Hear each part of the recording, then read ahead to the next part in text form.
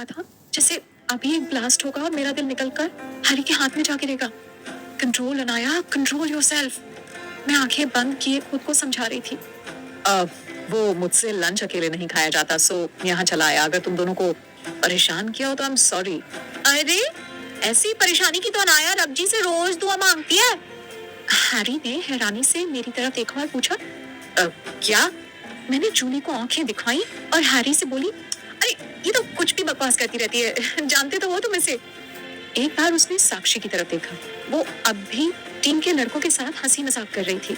हम दोनों को अपनी तरफ देखता पाकर उसने एक फेक स्माइल के साथ हमारी तरफ देखते हुए कहा, वो आज लड़कों की ट्रेनिंग चल रही है ना, आज कोई मैच नहीं है हमारा। इतना कहकर वो चुपचाप लंच करने लगा। जूली उसकी तरफ गौर से देखते हुए बोली, तो तुम क्यों नहीं ट्रेनिंग कर रहे हो उनके साथ? मेरा मूड नहीं है, एक्चुअली मेरा और साक्षी का झगड़ा हो गया 2 दिन पहले। कहते हुए उसने गहरी सांस ली और खाते खाते रुक गया। हम दोनों बस चुपचाप सुन रहे थे। साक्षी मुझसे ज्यादा वक्त दूसरे लड़कों के साथ बिताती है। कभी कभी मुझे खीज होती है इस बात से, मगर फिर भी मुझे लगता है कि मुझे उसका साथ नहीं छोड़ना चाहिए। मैं उस पर अपनी मर्जी नहीं थोपना चाहता। इतना कहकर वो मुस्कुराया और फिर चुपचाप खाना खाने लगा। यही तो मेरा भी पॉइंट था। हैरी बहुत ही अच्छे नेचर का था, इसलिए साक्षी की इन हरकतों के बावजूद भी वो सब कुछ चुपचाप बर्दाश्त कर रहा था, क्योंकि वो अपने रिश्ते में पूरी तरह ईमानदार था। मगर ऐसे तकलीफ देने वाले रिश्ते से तो बेहतर था कि वो सिंगल ही रहे। अब की बार मैंने हिम्मत कर पूछ लिया, अब क्या वो तुम्हें धोखा दे रही है? मैंने भी उससे यही सवाल किया था और उसने कहा मुझे उस पर भरोसा होना चाहिए। जूली ने लगभग गुस्से में साक्षी की तरफ इशारा करते हुए पूछा, और तुम्हें उसकी बात पर यकीन है? हैरी थोड़ा उदासी से बोला, कभी कभी ये तय करना मुश्किल हो जाता है कि हमें किस बात पर यकीन करना चाहिए और किस पर नहीं। अब मुझे और ज्यादा हैरानी होने लगी। तुम उसके साथ रिलेशनशिप में हो ही क्यों, अगर तुम्हें उस पर भरोसा नहीं है तो? हैरी ने आखिरी बाइट खाते हुए कहा, क्योंकि हम दोनों एक दूसरे के लिए परफेक्ट हैं। हमारी आंखों में हैरानी के भाव देखकर वो बोला, सब ऐसा ही कहते हैं कि हम दोनों मेड फॉर ईच अदर हैं। मैं जोर से चिल्लाकर कहना चाहती थी, no, we are made for each other, मगर कुछ कह नहीं पाई। हमने थोड़ी और इधर उधर की बातें की और लंच ब्रेक खत्म हो गया। इतने दिनों बाद तुम दोनों से बात कर अच्छा लगा, थैंक यू। हाय, उसने मुझे स्माइल दी। मैं बस पलट कर मुस्कुराती, मगर उसके जाते ही मैं मारे खुशी के उछलने लग गई। चल ना, क्लास शुरू हो जाएगी, क्या खोज रही है बैग में? मैंने अपने बैग की गहराइयों में झांकते हुए लगभग सब सामान ही बाहर निकाल जाना था। मिल गई। लिपस्टिक। मैंने विजय मुस्कान के साथ उसे हाथ में पकड़ते हुए कहा। जूली माथा ठोकते हुए बोली, अबे पागल, जा चुका है वो, इम्प्रेस करने का टाइम खत्म हुआ। अब क्या तू उस बुड्ढे प्रोफेसर को लिपस्टिक लगाकर इम्प्रेस करेगी? मैंने उसकी बात को इग्नोर करते हुए पिंक लिपस्टिक लगाई।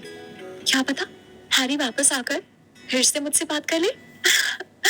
अच्छा दिखना तो बनता था, शायद इम्प्रेस ही हो जाए। वैसे भी साक्षी से उसका झगड़ा तो हो ही चुका था। आज का दिन मुझे इतना अच्छा लग रहा था कि मैं बस हवा में उड़ रही थी। हो गया मेकअप शेकअप, अब चल, बस 2 मिनट और बचे हैं। मैंने घड़ी की तरफ देखा और तुरंत हम दोनों वहां से ऐसे स्पीड से भागे मानो हमारे पीछे कुत्ते पड़े हों। अपनी धुन में हम दोनों हॉल में दौड़े जा रहे थे। जैसे ही मैंने टर्न लिया, मैं किसी से पूरी तरह टकरा गई। 1 सेकंड को तो होश ही फाख्ता हो गए। किताबें और पेपर्स उड़कर यहाँ वहां बिखर गए।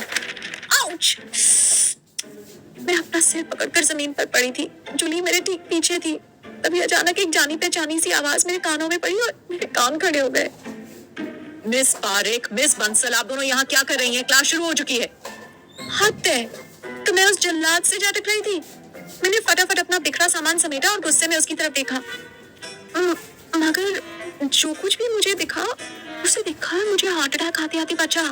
उस जल्लाद के गले के पास मेरे पिंक लिप्स छप गए थे। मैंने जूली को देखा और जूली ने मुझे।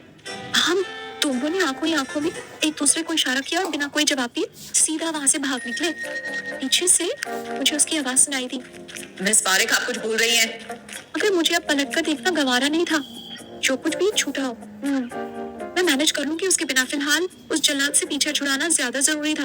और वैसे भी अभी केमिस्ट्री की क्लास थी, ये इकलौती क्लास थी जिसे मैं एंजॉय करती थी क्योंकि केमिस्ट्री के प्रोफेसर पढ़ाते कम और हंसाते ज्यादा थे। खेल खेल में कब पीरियड खत्म हो जाता था पता भी नहीं चलता था। अगले दिन क्लास में अमर सर कितने हैंडसम है ना। मैंने जूली की तरफ देखा, दोनों हाथों के बीच अपना सिर रखे वो उस जल्लाद को घूरे जा रही थी। उसकी स्माइल मुझे और ज्यादा इरिटेट कर रही थी। मुझे अपनी तरफ गुस्से में घूरता देखकर वो बोली, ओ बस करना यार, सबको वो हैंडसम लगते हैं, बस एक तू ही है जिसे वो जल्लाद लगते हैं। उसकी बातें सुनकर मैंने सामने नजर डाली। अमर सर बोर्ड के पास खड़े अपने नंबर्स और अल्फाबेट्स में बिजी थे। मैंने उनको सिर से पांव तक देखा, वही फिट बॉडी, वही खूबसूरत सा चेहरा, वही नीली आंखें और साथ में वही खड़ूस वाला एटीट्यूड और आंखों में भयंकर सीरियसनेस। फिर से मेरी थ्योरियां चढ़ गई और मुंह से निकला, कुछ नहीं बदला और ना ही बदलेगा, जल्लाद ही रहेगा ये हमेशा। मैंने जूली पर नजर डाली मगर वो तो अब भी उसके सपनों में कोई दांत निकाले उसे घूरे जा रही थी। उल्लुओं की तरह घूरना बंद कर उनको। मैं तो बस तारीफ कर रही हूँ उनकी, तू चिढ़ क्यों रही है? फिर अचानक से मेरी तरफ पलटते हुए उसने एक्साइटेड होते हुए कहा, क्या उनकी कोई गर्लफ्रेंड भी होगी? जरा सोच ना अन्नू, अगर अमर सर की कोई गर्लफ्रेंड होगी या वाइफ होगी तो कैसी होगी? दुनिया की सबसे लकी गर्ल। कहते हुए फिर से वो अपने मैथ टीचर के सपनों में खो गई। मैंने अपना सिर पीट लिया और गुस्से में बोली, बिल्कुल गलत, वो इस दुनिया की सबसे बदकिस्मत लड़की होगी। इनके जैसा आदमी कभी किसी लड़की को प्यार कर ही नहीं सकता। वो तो अपनी वाइफ की भी मैथ्स क्लास ही लेते होंगे शायद। सब पर हुक्म चलाने और उनको अपने कैबिन में बुलाकर लेक्चर सुनाने के अलावा इनको आता ही क्या है? मैं अपनी धुन में बेधड़क बोले जा रही थी। मुझे ये भी ध्यान नहीं रहा कि मैं एक साइलेंट क्लास में हूँ और मेरी जरा सी जोर की आवाज हर कोई सुन सकता था। जब देखो, miss Parikh, come to my cabin. Miss Parikh. मैं आगे कुछ बोलती कि एक आवाज क्लास में गूंजी, मिस पारिक। क्या है? मैं बिना सोचे समझे गुस्से में चिल्लाई। जूली ने तुरंत मेरा हाथ झटक कर मेरा चेहरा सामने की तरफ कर दिया। पूरी क्लास मेरी तरफ ही देख रही थी और साथ में वो भी। अमर सर ने एक सार्कास्टिक सी स्माइल देते हुए मुझसे पूछा, बहुत इंपॉर्टेंट डिस्कशन हो रहा है ना, हमारे साथ शेयर नहीं करना चाहेंगी आप? मेरी आवाज बंद हो चुकी थी। मेरी समझ में ही नहीं आ रहा था कि क्या बोलूं। आखिर उन्होंने ही चुप्पी तोड़ी। मिस पारिक, अगले 10 मिनट के अंदर मुझसे मेरे कैबिन में मिलिए।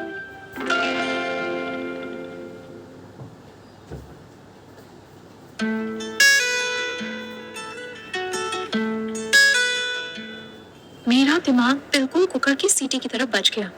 ये क्या बात हुई? इतनी सी बात के लिए कैबिन में बुलाकर डांटेंगे मुझे? इस चालाक का दिमाग खराब हो गया है क्या? बस सर। मैंने कुछ कहने के लिए मुंह खोला ही था कि उन्होंने अपनी बात पर जोर देते हुए दोबारा जोर से कहा, 10 मिनट्स मिस पारिक। जूली ने चिल्लाकर उसका ध्यान अपनी तरफ खींचने की कोशिश की। सर, मैं भी बात कर रही थी, मैं भी आ जाऊं? उसकी बात सुनकर क्लास में सब हंसने लगे मगर तभी बेल बज गई और मैंने चैन की सांस ली। अपनी फाइल समेटकर वो जाने लगे। जाते जाते एक बार फिर उन्होंने मेरी तरफ देखा और मुझे अपने कैबिन में आने का इशारा कर दिया। कसम से बता रही हूँ, अगर वाकई मेरे अंदर अखियों से गोली मारने वाला कोई फंक्शन होता तो मैं अब तक 6 की 6 गोलियां उनके सीने में उतार चुकी होती। इसके साथ ही उनको जमीन में कम से कम 6 फीट अंदर तक गाड़ कराती। मुनमुनाते हुए मैंने अपना सारा सामान समेटा और दरवाजे की तरफ बढ़ी। जूली मेरे साथ ही चल रही थी मगर उसका मुंह लटका हुआ था। तुझे क्या हुआ? मैंने उससे पूछा। यार, मुझे नहीं बुलाया उसने कैबिन में। जूली ने एकदम से सैड फेस बनाते हुए कहा, हे भगवान, थोड़ी अक्ल दे मेरी इस पागल फ्रेंड को। इसे लगता है मैं वहां जाकर उस जल्लाद से प्यार भरी बातें करूंगी। आखिर में जूली की लैंग्वेज में कहें तो स्यापा ही होना है। आखिर में मैंने भगवान का नाम लिया और चल पड़ी शेर की मान में अकेली। 1 मिनट को तो मेरा मन हुआ कान में रुई ठोस लूं। ना उसकी कई बातें सुनूंगी ना दिमाग खराब होगा। मगर मैं जानती थी ये बेहद बेकार आइडिया था। फाइनली मैं अब उसके ऑफिस कैबिन के बाहर खड़ी थी। मैंने जोर से सांस खींची और 3 बार नॉक किया। हर नॉक के साथ मैं मन ही मन भगवान से प्रे कर रही थी कि वो अपने ऑफिस में ना हो। मगर एक बार फिर से मुझे यकीन हो गया कि भगवान मेरी कभी नहीं सुनते, क्योंकि मेरे नॉक करते ही अंदर से आवाज आई, कम इन। मैंने धीरे से दरवाजा खोला और अंदर घुस गई। उन्होंने मुझे अपने सामने वाली चेयर पर बैठने का इशारा किया। मैं चुपचाप जाकर उनके सामने बैठ गई। मगर जैसे ही उन्होंने कुछ बोलने के लिए मुंह खोला, मैं बोल पड़ी।